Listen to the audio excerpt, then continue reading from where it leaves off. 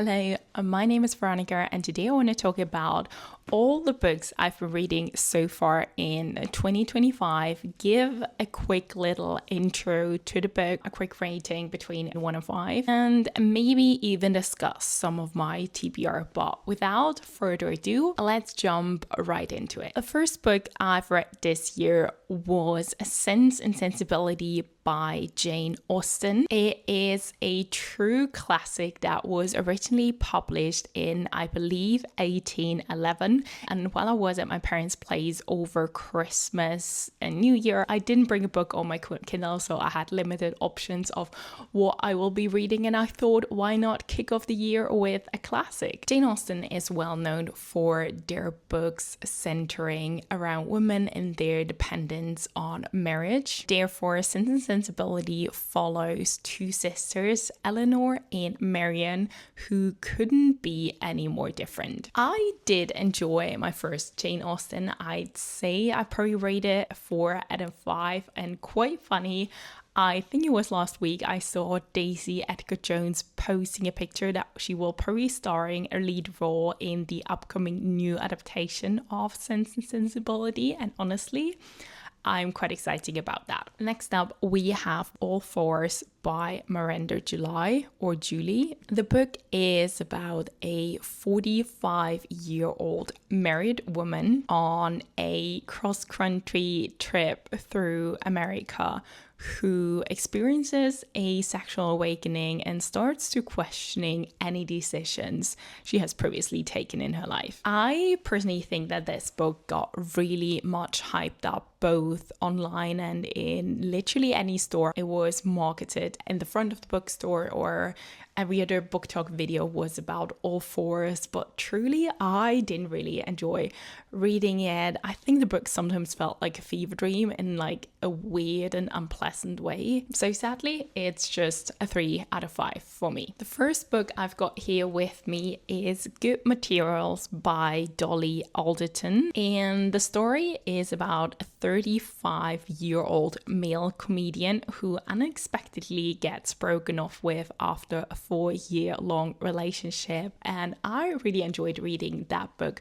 I think normally you don't really follow the male character after a breakup. It was quite funny. I think it's definitely a lighter read, and I gave that 4 out of 5 stars. Next up, we have The Wake Up Call by Beth O'Leary. It's about two receptionists working at the same hotel who clearly hate each other, so they don't even get the same shift because everyone is well aware how much they despise each other, but obviously it's not gonna stay that way. I think it's a classic enemy to lover novel. It wasn't exceptionally fun, so 3 out of 5 stars. Next up, I read The Safekeep by Yael van der Wouden. I initially read this book for a book club, and I think that book only recently won the Women's Fiction Prize in 2025, and I was very, very pleased about that. I think it's a fantastic book. It's also the author's debut novel. The book is about Isabella living alone in the Netherlands in, I think it was the early 1960s. She has a pretty stable, solid life. Not much is happening until one day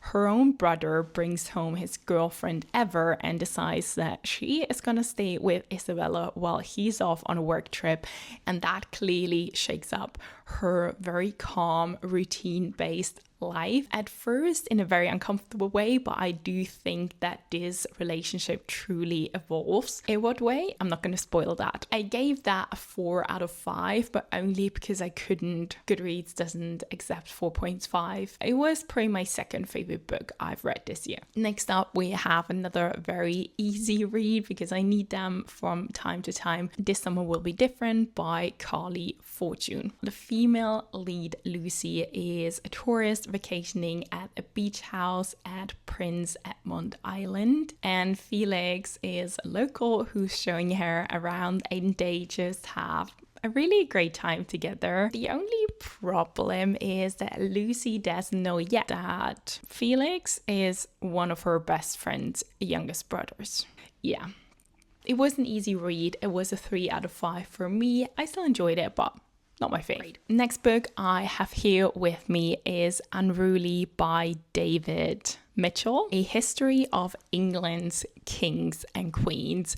It's probably the funniest book I've ever read about English history, even though I'm not a huge history fan. I don't really consume a lot of historic books, but it was fun as far as history could be fun. It was still 400 pages. I can't really remember much of it, so I'd say ultimately a 3 out of 5, but it could be worse. Book number 8 I read this year is Limitarism, The Case Against Extreme Wealth by Ingrid Robeyns. I really enjoyed this book. These days, I typically don't really enjoy non-fiction books as much as I enjoy fiction, but from time to time, I just like to sprinkle a little non-fiction book in there. The author discusses not only an upper limit for wealth, why philanthropy isn't really the answer, and really tries to explore this topic from various angles. 4 out of 5. If that is your jam, give it a go. Okay, next up we have The Anxious Generation by Jonathan Haidt, How the Great Rewiring of Childhood is Causing an Epidemic of Mental Illness. The more I read about the topic, the more I want to stay offline, to be fair, and it is quite interesting to see what it doesn't only do to adults, but also more specifically to kids and teenagers.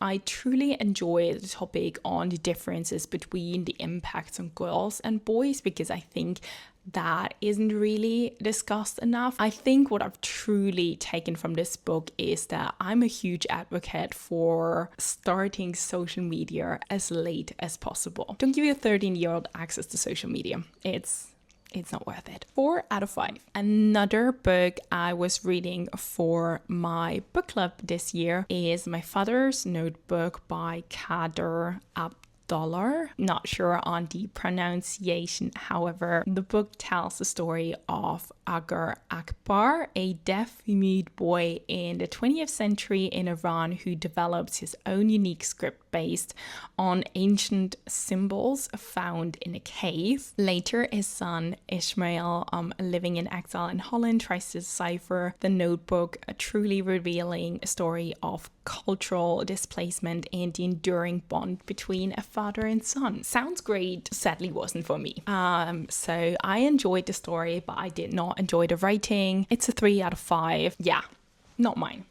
Spoiler alert, you can see a pattern. Okay, next up we have another classic, and that is The Secret History by Donna Tartt. I think this book has been everywhere, once again, online, in stores, on the tube, wherever I look. Basically, somebody is reading that book, so I thought, you know what, it's time for me to give it a go. It's a dense book. It doesn't look that dense, but it's 600 plus pages. It is a commitment to read this book. Book basically follows 6 characters, but it will probably take another half an hour to just explain all the characters here. So there are a couple of good YouTube videos which go into the depth of characters in that book, so I'm not going to explain it here. Under the influence of their charismatic classic professor, a group of clever, eccentric misfits at an elite college in New England discover a way of thinking and living that is a world away from the humdrum existence of their contemporaries. But when they go beyond the boundaries of normal morality, their lives are changed profoundly and forever. Truth be told, I was not obsessed with this book, and that's probably several reasons why. I do like an unreliable narrator from time to time.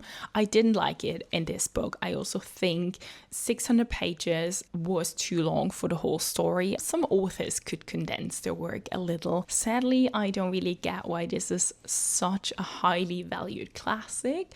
Maybe I should dig deeper in my non-existent English literature hobby. Do I regret reading that? No, I think it's a classic. I can also see not some resemblance, but I'm pretty sure that, for example, the director of Saltburn has 100% read this book, because I can see the tiniest similarities coming from that book. Coming to my only 5-star read this year so far. It is The Unbearable Lightness of Being by Milan Kundera. I got this copy in a charity shop, not really knowing what it is about. Funny enough, I've now been recommended this book at least twice, so I finally picked it up for my TBR and read it.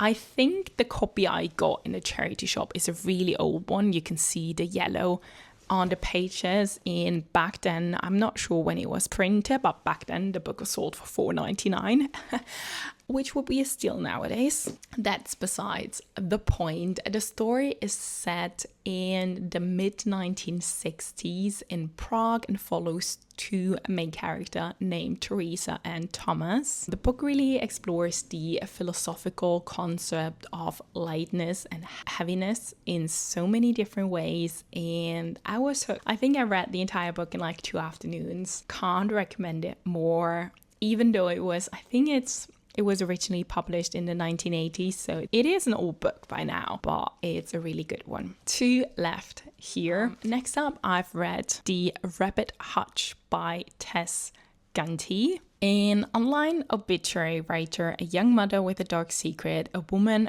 waging a solo campaign against rodents and neighbors, separated only by the thin walls of a low-cost housing complex in the once bustling industrial center of Vacaville, Indiana. The book was a wild ride. Initially, I really enjoyed diving into the world that Tess Gunty was creating for the reader. However, it became really weird in the end. I think for me personally, it started off strong, ended not that great. So 3 out of 5 once again. And the final book I finished in 2025 so far is Young Mungo by Douglas Stuart. I've read that one on my Kindle. The novel follows Mungo Hamilton, a teenager navigating poverty and also parental neglect in the early 1990s in Glasgow. When he falls in love with a boy named James, he is forced to confront the homophobia, toxic masculinity, and religious conflicts of the society of this time. I'd say the book was very heavy on trauma. It kind of reminded me just a tiny bit